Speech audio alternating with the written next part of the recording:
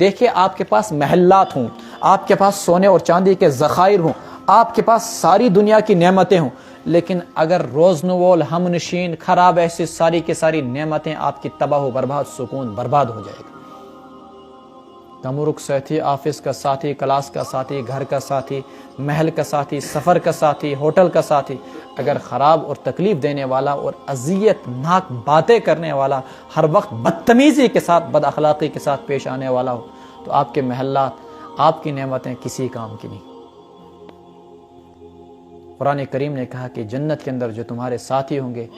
بالکل بے خوف رہو، جو تمہارے گھر والوں میں سے اچھے اچھے اور نیک ہوں گے وہ سب تمہارے ساتھی ہوں گے۔ ومن صلح من آبائہم وازواجہم وذریاتہم، جو ان کی بیویوں میں سے، والدین میں سے، بچوں میں سے نیک ہوں گے وہ بھی تمہارے ساتھ کر دیے جائیں گے۔ وَأَلْحَقْنَا بِهِمْ ذُرِّيَّتَهُمْ وَمَا أَلَتْنَاهُمْ مِنْ عَمَلِهِمْ مِنْ شَيْءٍ۔